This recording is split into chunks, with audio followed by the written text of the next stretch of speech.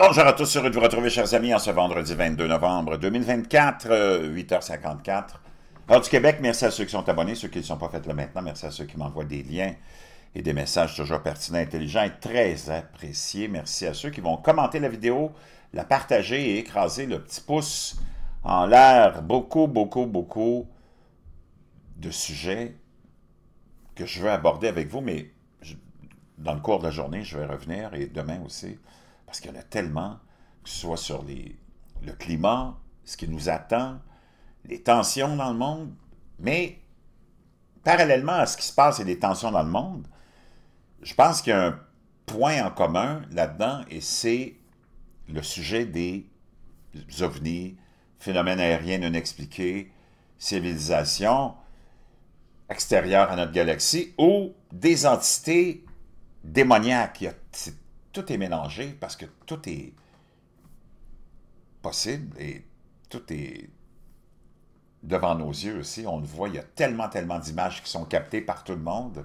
Tu as vu plein d'images d'entités dans le ciel qui se promènent en forme des fois très vague, qui ont l'air d'être des Néphilim, des Watchers, des anges, juste tu peux les décrire comme tu veux.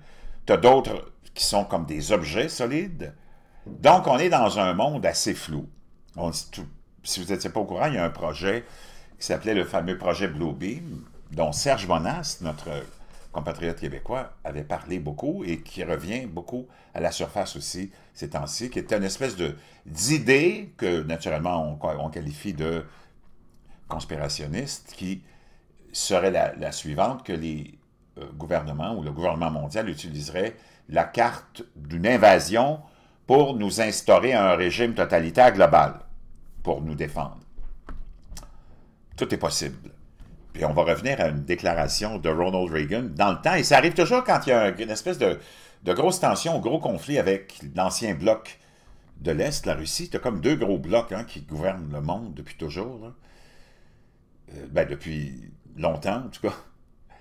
La Russie, l'ex-URSS, une entité qu'on a de la difficulté à définir, puis le bloc, naturellement, mené par les États-Unis occidentales, qui est encore difficile à définir aussi.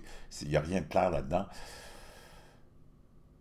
Et on revit les mêmes tensions en ce moment avec le conflit que tu connais et sur lequel je vais revenir aujourd'hui, surtout avec l'utilisation de missiles hypersoniques par la Russie, en tout cas parce qu'on l'a provoqué.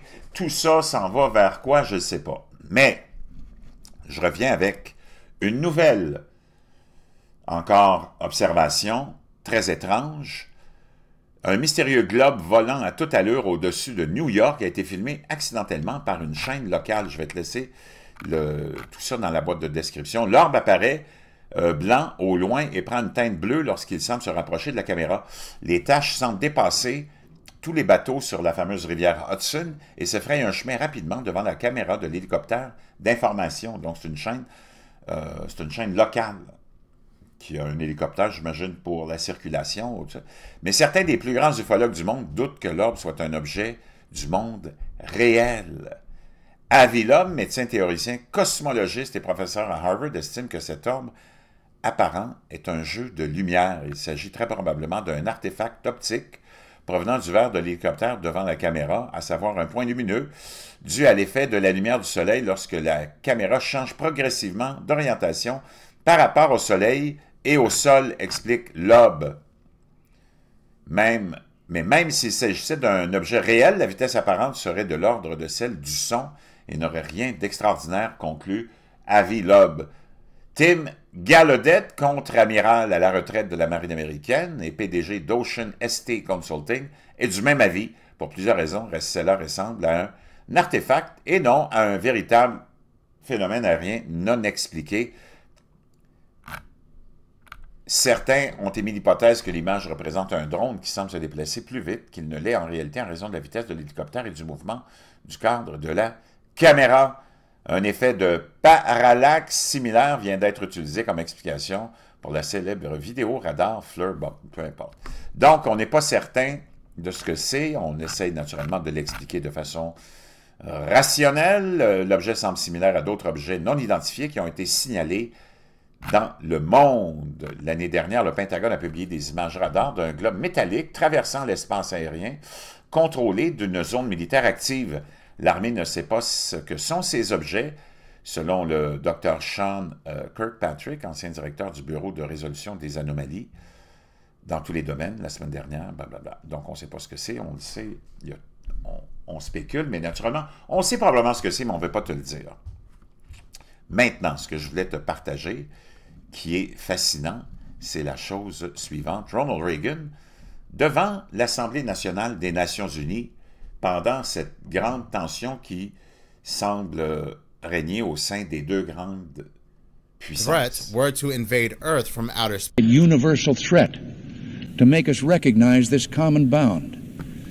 I occasionally think how quickly our differences worldwide would vanish if we, all the members of humanity. Perhaps we need some outside universal threat. Donc, ce qu'il est en train de raconter, Reagan, c'est que si on avait une menace universelle qui vient d'ailleurs, toute l'humanité s'unirait probablement, malgré toutes nos différences et nos conflits et les guerres qui peuvent avoir lieu entre nous, les tensions, on serait probablement, c'est un problème qui nous amènerait à nous élever face à nos différences et à s'unir.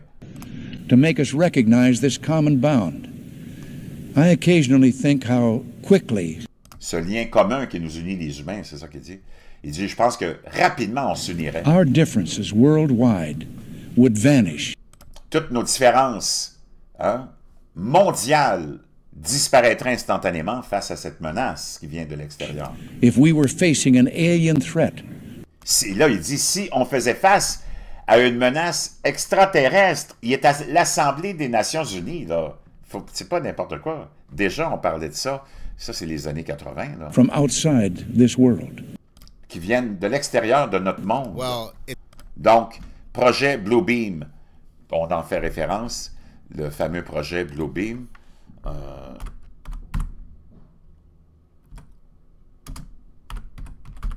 Le fameux projet Bluebeam de Serge Monast en a parlé beaucoup.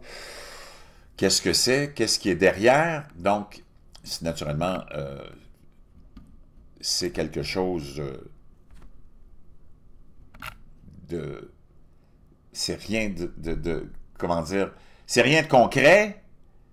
On en parle d'une façon comme étant une conspiration, naturellement. Serge Monast était un théoricien du complot québécois. Il est surtout connu pour sa promotion de la théorie du projet Bluebeam, qui postule un complot visant à faciliter la mise en place d'un gouvernement mondial totalitaire en détruisant les religions abrahamiques et en les remplaçant par un système de croyance New Age, utilisant la technologie futuriste de la NASA et impliquant une fausse invasion extraterrestre ou une fausse rencontre extraterrestre destinée à tromper les nations afin qu'elles s'unissent sous un gouvernement mondial. Je vais te laisser le lien de ça.